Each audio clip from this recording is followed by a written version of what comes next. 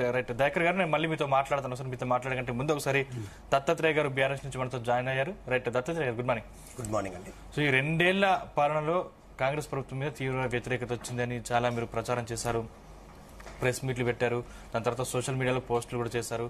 దాన్ని అనుగుణంగా దాన్ని అలా మలుచుకోవడానికి మాగంటి సునీతకు టికెట్ ఇచ్చారు అనేది కూడా చాలా విమర్శ వ్యక్తమైన పరిస్థితి కనిపించింది. సో ఇప్పుడు ఎగ్జిట్ పోల్స్ చూస్తే మాత్రం అన్ని కాంగ్రెస్ కి పట్టం కట్టాయి. అంటే మీ మీద నమ్మకం లేదని అనుకోవచ్చు ఇప్పుడు కూడా? ఒకటే అండి, గుడ్ మార్నింగ్ అండి మీకు, జీనియస్ ప్రేక్షకులకు, ప్యానల్లో ఉన్నటువంటి పెద్దలకు. Exit polls are not exact polls. నేను చాలా సందర్భాల్లో ఎగ్జిట్ పోల్స్ అన్ని కూడా అబద్ధమైన సందర్భాలు, అవన్నీ కూడా రివర్స్ అయినటువంటి సందర్భాలను కూడా మనం చూసాం. అయితే మేమేమనుకుంటున్నామంటే మాకు కాన్ఫిడెన్స్ ఏంటంటే మాగంటి గోపీనాథ్ గారి కుటుంబంలో ఒక తీవ్రమైనటువంటి నష్టం జరిగింది. ఆ కుటుంబ పెద్దగా, ఆ నియోజకవర్గానికి అండగా ఉన్నటువంటి నాయకుడు చనిపోవడం, ఆ నాయకుడి కుటుంబానికే అవకాశం ఇవ్వాలనేటువంటిది మా పార్టీ అధిష్టానం కేసీఆర్ గారు నిర్ణయించారు. దాంట్లో భాగంగానే మేము మాగంటి సునీత గారిని అభ్యర్థిగా ప్రకటించుకున్నాం.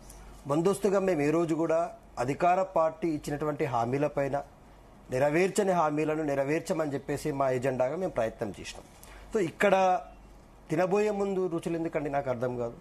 ఇవాళ 14వ తారీఖు నాడు ఎవరు విజేత ఎవరు పరాజిత అనేటువంటిది తెలిపోతుంది.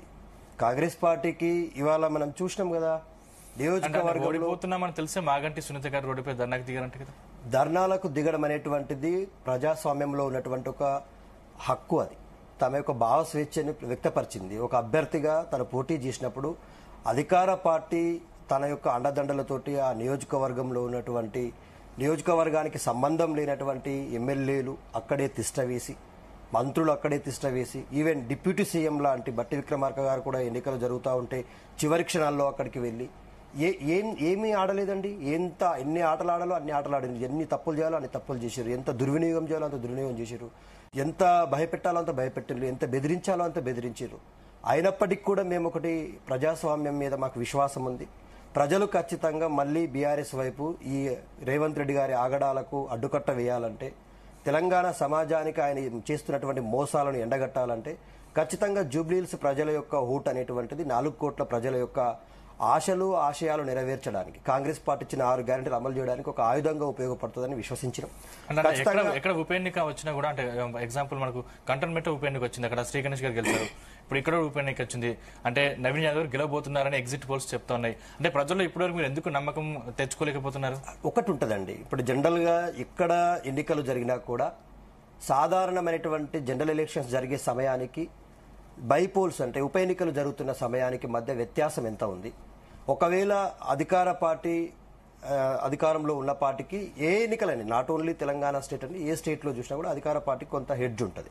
బట్ ఇక్కడ మేము విశ్వసించింది ఏంటంటే అధికార పార్టీయే ప్రజలని నయవంచన చేసింది, మోసం చేసింది. 6 గ్యారెంటీల విషయంలో కానీ, 2500 రూపాయలు మహిళలకు ఇస్తామన్న విషయంలో కానీ, ఆడపిల్లలకి ఇస్తామన్న స్కూటీల విషయంలో కానీ, ఇందిరమ్మ ఇండ్ల విషయంలో హైదరాబాద్లో ఒక్క ఇల్లు కూడా పేద ప్రజలకు ఇవ్వకపోవడం విషయంలో కానీ, హైడ్రా విషయంలో కూల్చివేతల విషయంలో కానీ, మొన్న వచ్చినటువంటి వర్షాల వల్ల జరిగినటువంటి నష్టం విషయంలో కానీ, రేవంత్ రెడ్డి ప్రజా వ్యతిరేక విధానాలు ఖచ్చితంగా ప్రతిపక్షం యొక్క గొంతుని కానీ, ప్రతిపక్షం యొక్క సామర్థ్యాన్ని కానీ పెంచుతాయి, ప్రతిపక్షానికి బలాన్ని ఇస్తాయి. ఖచ్చితంగా ప్రతిపక్షం బలపడితేనే ప్రజల యొక్క ఆశయాలు కానీ, ప్రజల యొక్క వాంఛ కానీ, వాళ్ళ యొక్క డిమాండ్స్ కానీ నెరవేరుతాయి అని చెప్పేసి మేము ప్రజలను విశ్వసించినాం. మేము ఎక్కడ కూడా ఒంటెద్దు పోకడలు పోతూ మేకపోతు గంభీర్యాలని ప్రదర్శించలేదు. వాస్తవ విషయాలనే ప్రజల దృష్టికి తీసుకెళ్లినాం. నియోజకవర్గంలో ఉన్నటువంటి ప్రతి నూక్ అండ్ కార్నర్, ప్రతి ఒక్క, నేను యాక్చువల్గా మా ఎమ్మెల్యే గారు, బోత్ ఎమ్మెల్యే అనిల్ జాదవ్ గారితో కలిసి పనిచేసిన, రహమత్ నగర్లో ఉన్నటువంటి కార్మిక నగర్లో పనిచేసిన, చాలా పాపం అంతా కూడా పొద్దున 7 గంటలకు అక్కడ నుంచి బయలుదేరి వెళ్ళే ప్రజలు. వాళ్ళకి రాజకీయాలతో సంబంధం లేకుండా 3 పూటలు గడవాలంటే ఖచ్చితంగా ఇంట్లో నుంచి వ్యక్తి బయటకు వెళ్ళి ఏదో ఒక పని చేసుకుని మన సాయంత్రానికి తిరిగి వచ్చేటువంటి పరిస్థితులు ఉన్నటువంటి వ్యక్తులు.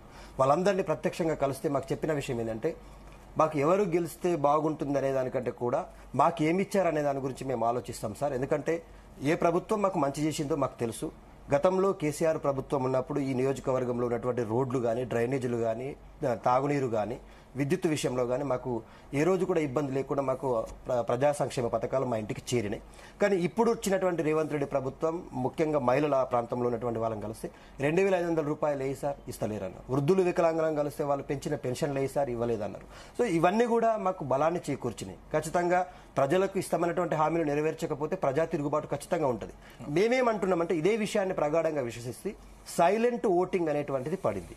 ఎట్లా పడింది అంటే రేపు ఈవీఎంస్ ఓపెన్ చేసిన తర్వాత ప్రజా తీర్పు రాబోతుంది. ఇవాళ ఎగ్జిట్ పోల్స్ అనేటువంటివి కూడా జనరల్ గా ఓపెన్ టాక్ అనమాట. ఒక ఓటరు అభిప్రాయం ప్రకారం ఆయన నాకు కాంగ్రెస్ అంటే ఇష్టం అనొచ్చు, ఇంకొక ఆయన బీఆర్ఎస్ అంటే ఇష్టం అనొచ్చు, ఇంకొక ఆయన బీజేపీ అంటే ఇష్టం అనొచ్చు. వీళ్ళు ఇన్ జనరల్ గా సార్ చెప్పండి. చెప్పట్లేదు మీరు మాట్లాడండి. సో ఈ విధంగా వాళ్ళ యొక్క ఒపీనియన్ చెప్పారు తప్ప ఓట్లో నిక్షిప్తమైన కొంతమంది ఓటు వేయని వాళ్ళు కూడా మాట్లాడే పరిస్థితులు ఆ జూబ్లీహిల్స్ అనేటువంటిది పక్క నియోజకవర్గాలతో కూడా ఆనుకునింది కాబట్టి ఎవరు ఓటరు నిత్యం అక్కడ ప్రజలు సంచరిస్తూ ఉంటారు. ఇప్పుడు మేము కూడా అక్కడ వెళ్ళి పనిచేసినప్పుడు మమ్మల్ని కూడా ఓటర్ అనుకుని చాలా న్యూస్ ఛానల్స్ మా పైన పెట్టి అడిగే ప్రయత్నం చేసినాయి. కానీ నేనేమంటా ఉన్నామంటే సందీప్ గారు, ప్రజాస్వామ్యం బతకాల, ప్రజల యొక్క హక్కులు ఆశయాలు నెరవేర్చాలంటే ఖచ్చితంగా ఇప్పుడున్నటువంటి పరిస్థితుల్లో రేవంత్ రెడ్డి ప్రభుత్వం ఇంత ప్రజలను ఇబ్బంది పెడుతుందో మనం చూసినాం. రైతులని రుణమాఫీ విషయంలో మోసం చేసింది, నిరుద్యోగులను 2 లక్షల ఉద్యోగాల పేరు మీద మోసం చేసింది, ఇవాళ మహిళలని 2,500 రూపాయల పేరు మీద మోసం చేసింది. ముఖ్యంగా ఆటో డ్రైవర్లను కావచ్చు, హైదరాబాద్ నగరానికి వస్తే కార్మికులను కావచ్చు, ముఖ్యంగా పేద వర్గాలు పాపం మూసీ నది పక్కన 30 గజాల నుంచి మొదలుకుంటే 100 గజాల స్థలంలో ఉంటే దాదాపుగా 16,000 కుటుంబాలను గూడు లేని పక్షులను చేసేటువంటి ప్రయత్నం చేసింది. అందులో 300 కుటుంబాలని నిట్టనిలున కూల్చి పడేసింది. సో ఇవన్నీ ప్రజలకు ఏహభావం కలిగించింది, ప్రభుత్వం పైన వ్యతిరేకతను పెంచింది. ఈ ప్రజా వ్యతిరేకతనే, ఈ ప్రభుత్వ వ్యతిరేకతనే బీఆర్ఎస్ పార్టీగా ప్రతిపక్షంలో మేము ఎక్కడికక్కడ ప్రభుత్వాన్ని నిలదీస్తున్న తీరుకు మా నాయకుడు కేటీఆర్ పడుతున్న శ్రమ, ప్రజలకు అన్ని చేరాలంటే ఆ ప్రభుత్వం ఏదైతే అధికారంలోకి రావడం కోసం ఆ పార్టీ ఇచ్చినటువంటి హామీలు నెరవేర్చడం కోసం మేము నిజాయితీగా నిక్కచ్చిగా ప్రజల తరపున నిలబడి ప్రశ్నిస్తా ఉన్నాం. కానీ జూబ్లీహిల్స్ లో సీఎం కేసీఆర్ గారు వచ్చి ఒక్క సభ పెడితే కొంచెం మెజార్టీ వచ్చేది, కేసీఆర్ పక్కకు తప్పుకున్నారు, అసలు ఓడిపోతామన్న భయంతో పక్కకు తప్పుకున్నారనే విమర్శలు వచ్చాయి. జనరల్ గా కేసీఆర్ ఆయన యొక్క స్ట్రాటజీ చాలా డిఫరెంట్ అండి. చాలా మంది ఏమనుకుంటారంటే కేసీఆర్ రావాలి, బయటకు రావాలి, అసెంబ్లీలోకి వచ్చి కేసీఆర్ మాట్లాడాలి, లేకపోతే కేసీఆర్ వచ్చి నియోజకవర్గంలో ఎలక్షన్ జరుగుతున్నాయి కాబట్టి ఎలక్షన్స్ లో మాట్లాడాలి. కేసీఆర్ అనేటువంటి వ్యక్తి ఒక వ్యూహకర్త, ఒక చాణక్యుడు. ఒక నియోజకవర్గంలో చిన్న ఎలక్షన్ అండి మాకు ఇది. జనరల్ గా 119 నియోజకవర్గాల్లో జరుగుతున్న ఎన్నికలకు, ఒక నియోజకవర్గంలో జరుగుతున్న ఎన్నికలకు మేము మా శాయశక్తుల దాదాపుగా 37 మంది ఎమ్మెల్యేలు, మేము ఒక 10 మెంబర్స్ ఎమ్మెల్యేలు యాక్టివ్గా, మాజీ ఎమ్మెల్యేలు, మాజీ మంత్రులు అందరం కూడా ఒక సిస్టమేటిక్ ప్లాన్ ఆఫ్ యాక్షన్తో జూబ్లీహిల్స్ నియోజకవర్గం పైన కాన్సన్ట్రేట్ చేసినాం. చాలా కమిట్మెంట్తో గ్రౌండ్ వర్క్ చేసినాం. మాకున్న విశ్వాసం ఏంటంటే యథేచ్ఛగా అధికార దుర్వినియోగం ఇంత జరిగినా కూడా, ఇంతకుముందు విశ్లేషకులు మాట్లాడుతూ అక్కడ 1,00,000 శారీలు పంచినరు, 1,000 రూపాయల డబ్బులు పంచినరు, ప్లస్ బెదిరింపులు, భయం పెట్టడంతో పాటు అధికారం ఉంది కదా అని చెప్పేసి అక్కడ చెలాయించినటువంటి ఆ దురహంకారం చూసినాం. మా అభ్యర్థిని లోనికి వెళ్ళనీయకుండా కూడా అడ్డుకున్న తీరు చూసినాం. ఎన్నికల కమిషన్కు వినతి పత్రాలు ఇచ్చినాం. సో ఇవన్నీ చూసిన తర్వాత జూబ్లీహిల్స్ నియోజకవర్గంలో కేవలం మాస్ ఉండదండి, అది మాస్ క్లాస్ కి సంబంధించినటువంటి మిక్స్డ్ కల్చర్ ఉంది అక్కడ. మేమేం విశ్వసిస్తా ఉన్నామంటే ఇటు మాస్ లో అటు క్లాస్ లో కూడా ఈ ప్రభుత్వం పైన వ్యతిరేకత ఉంది. డెఫినెట్ గా వాళ్ళందరూ కూడా సైలెంట్ ఓట్ బ్యాంక్. బయటకు ఎవరైనా చెప్పడానికి ఏముంటుందంటే ప్రభుత్వం అధికారంలో కాంగ్రెస్ ఉంది కాబట్టి మేము కాంగ్రెస్ కి ఇష్టమని అనవచ్చుగాక, కానీ రేపు ఈవీఎంస్ ఓపెన్ చేస్తే మాత్రం ఖచ్చితంగా ఈ ఎగ్జిట్ పోల్స్ అన్ని కూడా పటాపంచలైపోయి బీఆర్ఎస్ పార్టీ విజయం సాధిస్తుందని ప్రగాఢ విశ్వాసంతో బీఆర్ఎస్ శ్రేణులన్నీ కూడా ఒక నిశ్చయమైనటువంటి నిర్ణయంతో ఉన్నామండి. రైట్, దయాకర్ గారు గుడ్ మార్నింగ్. గుడ్ మార్నింగ్ అండి. మొత్తం ఎగ్జిట్ పోల్స్ మీకే అనుకూలంగా వచ్చినప్పుడు గ్రౌండ్ లెవెల్లో